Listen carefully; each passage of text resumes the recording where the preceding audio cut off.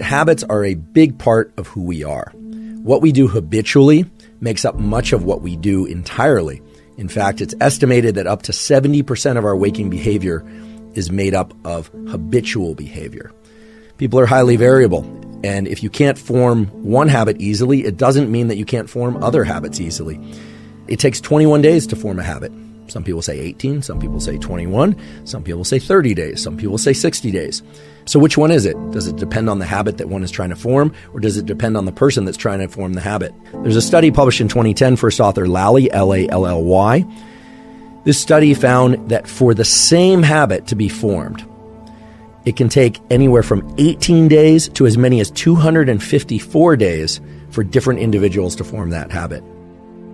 So what I'd like to do is to take the scientific literature of how the nervous system learns and engages in neuroplasticity and apply that to habit formation, habit maintenance, and, if so desired, how to break particular habits.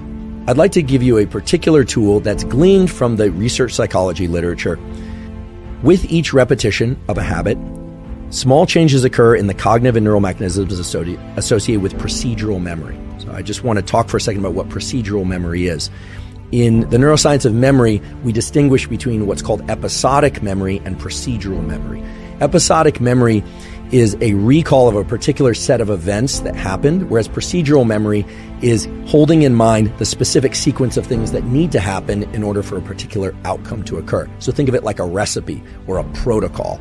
Or if for the sake of exercise, it's like sets and reps, or a particular course that you're going to run or cycle, or the number of laps you're going to swim and how you're going to perform it. It's very clear that for anyone trying to adopt new habits, getting into the mindset of procedural memory is very useful for overcoming that barrier that we call limbic friction. How do you do that?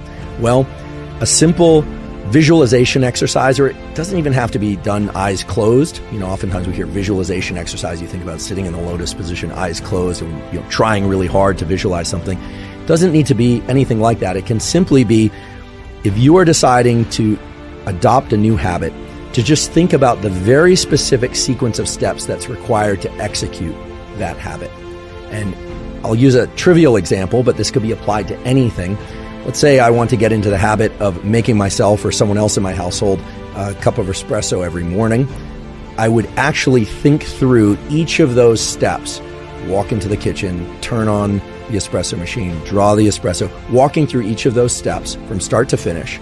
And turns out just that simple mental exercise done once can shift people toward a much higher likelihood of performing that habit regularly, not just the first time, but as they continue out into the days and weeks that follow. So that's remarkable to me, and the literature is really robust. So now I'd like to discuss a second and what I think is perhaps the most powerful tool for being able to acquire and stick to new habits. The tool that I'm referring to is something called task bracketing. And the neural circuits associated with task bracketing are basically the neural circuits that are going to allow you to learn any new type of habit or break any habit that you'd like to break. We have in our brain a set of neural circuits that fall under the umbrella term of the basal ganglia. The basal ganglia are involved in action execution, meaning doing certain things, and action suppression, not doing certain things. In the experimental realm, these are referred to as go, meaning do, or no-go, don't do certain things.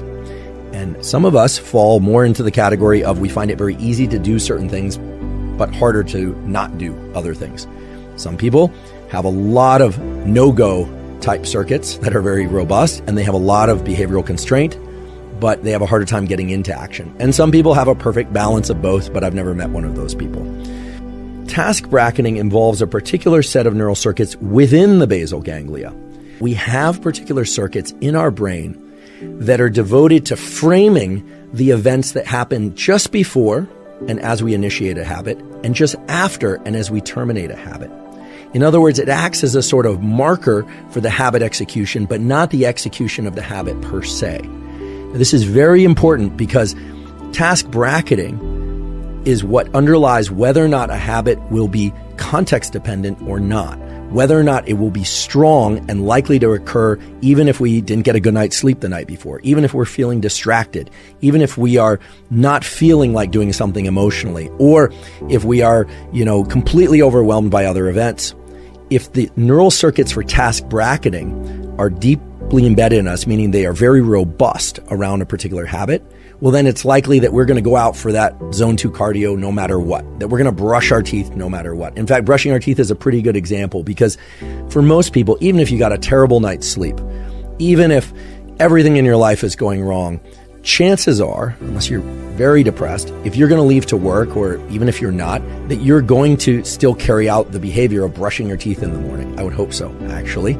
But you are probably less likely to perform particular habits that are not what you deem as necessary. But if you think about it, brushing your teeth, exercise, eating particular foods, maybe engaging socially in particular ways, you are the one that places any kind of value assessment on which ones are essential and which ones are negotiable. So task bracketing sets a neural imprint, a kind of a fingerprint in your brain of this thing has to happen at this particular time of day, so much so that it's reflexive. While it is important to think about the sequence of events that would be required in order to engage in that behavior, that procedural memory visualization exercise we talked about before, that will help. There is a way also that you can orient your nervous system toward this task bracketing process so that your nervous system is shifted or oriented towards the execution of a given habit. So this is sort of like warming up your body to exercise. When the dorsolateral striatum is engaged, your body and your brain are primed to execute a habit, and then you get to consciously insert which habit you want to perform. If you are considering adopting a new habit, or if you are trying to break a habit, it's very useful to think not just about the procedural aspects of what you're going to do, but also think about the events that precede and follow that particular habit and the execution, or at least the effort to execute that habit. What you're doing is you're casting a kind of a spotlight around a bin of time or a set of events for which dopamine can be associated. What does this look like in the practical sense?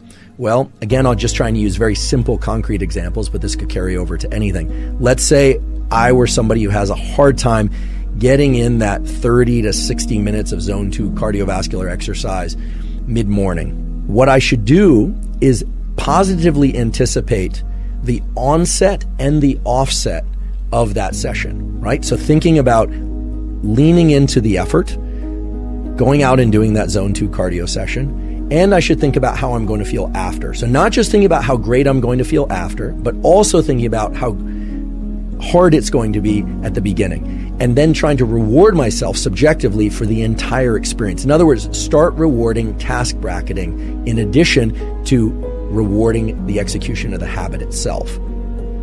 I'll get into the specific tool for breaking habits.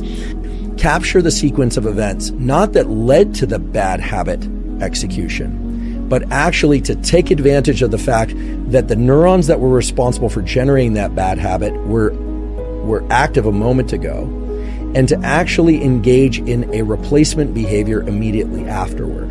Now, this is really interesting and I think powerful, because I would have thought that you have to engage in a replacement behavior that truly replaces the bad habit behavior, right?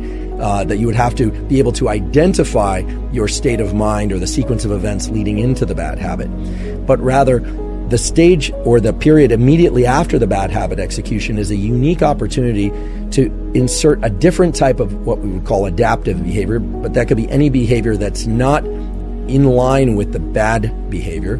So let's give it an example. Let's say you find yourself, you're trying to do focused work, you pick up your phone, you're disappointing yourself for picking up your phone. You could, of course, just put it down and re-engage in the work behavior. But if you were good at that, then you probably wouldn't have done it in the first place.